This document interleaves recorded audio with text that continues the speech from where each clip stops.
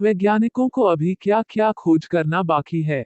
Time machine, समय की सीमाएं पार कर अतीत और भविष्य में पहुंचने की परिकल्पना तो मनुष्य करता रहा है। हमारे देश भारत में ऐसे कई साधु संत हुए हैं जो आंख बंद कर अतीत और भविष्य में झांक लेते थे। जैसे आजकल का उदाहरण है बागेश्वर धाम के धीरेन्द्र कृष्ण शास्त्री। अब सवाल यह है कि यह काम मशीन से कैसे हो। इंग्लैंड के मशहूर लेखक H.G. वेल्स ने 1895 में द टाइम मशीन नामक एक उपन्यास प्रकाशित किया, जिससे पूरे यूरोप में तहलका मच गया। उपन्यास से प्रेरित होकर इस विषय पर और भी कई तरह के कथा साहित्य रचे गए। इस कॉन्सेप्ट पर हॉलीवुड में एक फिल्म भी बनी। टाइम मशीन अभी एक कल्पना है। टाइम ट्रेवल और टाइम मशीन यह एक ऐसे उपकरण की कल्पना है जिसमें बैठकर कोई भी मनुष्य भूतकाल या भविष्य के किसी भी समय में अपनी पूरी मानसिक और शारीरिक क्षमताओं के साथ जा सकता है। अधिकतर वैज्ञानिक मानते हैं कि यह कल्पना ही रहेगी, कभी हकीकत नहीं बन सकती, क्योंकि यह अतार्किक बात है कि कोई कैसे अतीत में या भविष्य में जाकर अतीत या भविष्य के सच को जान सकता है। टाइम मशीन की कल्पना भी भारतीय धर्मग्रंथों से प्रेरित है।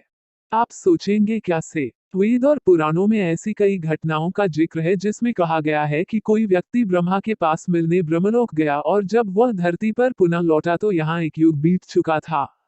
अब सवाल यह उठता है कि कोई व्यक्ति एक युग तक कैसे जी सकता है? इसका जवाब है कि हमारी समय की अवधारणा धरती के मान से है, लेकिन जैसे ही हम अंतरिक्ष में जाते हैं, समय बदल जाता है। जो व्यक्ति ब्रह्मलोक होकर लौटा उसके लिए तो उसके हिसाब से 1 वर्ष ही लगा, लेकिन उस 1 वर्ष में धरती पर 1 युग बीत गया। बुध ग्रह पर तो 2 युग बीत गए होंगे, क्योंकि वहां का 1 वर्ष तो 88 दिनों का ही होता है। अमर होने का रहस्य। अमर कौन नहीं होना चाहता? समुद्र मंथन में अमृत निकला।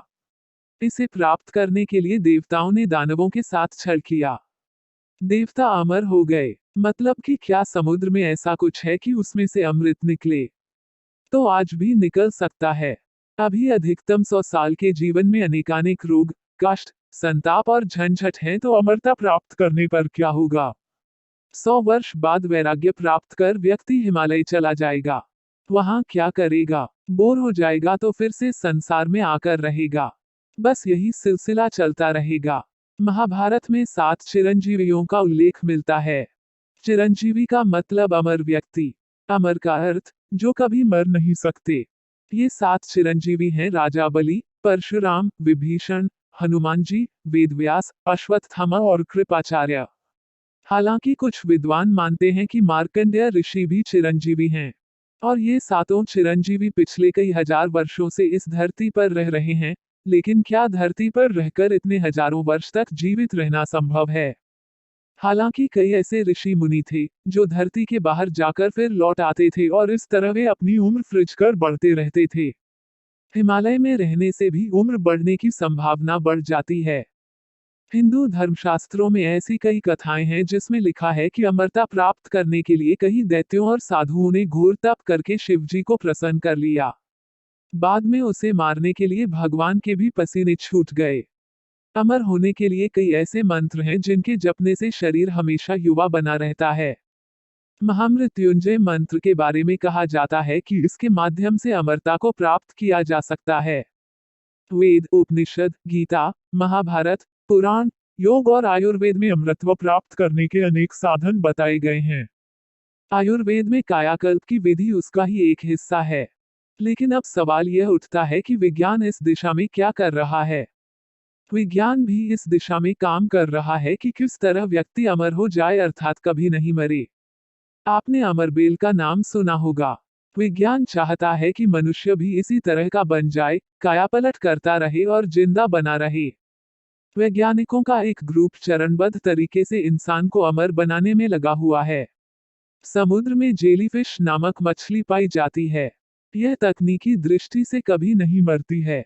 हाँ, यदि आप इसकी हत्या कर दें या कोई अन्य जीव जेलीफिश का भक्षण कर ले, फिर तो उसे मरना ही है। इस कारण इसे इम्मोर्टल जेलीफिश भी कहा जाता है।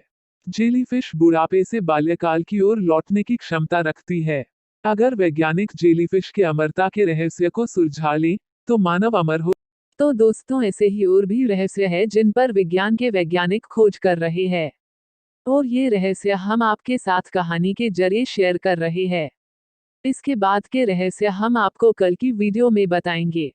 वीडियो को यहाँ तक देखने के लिए आपका दिल से आभार। बड़ों को नमस्कार, छोटों को ढेर सारा प्यार। जय हिंद, जय भारत। Thanks for watching.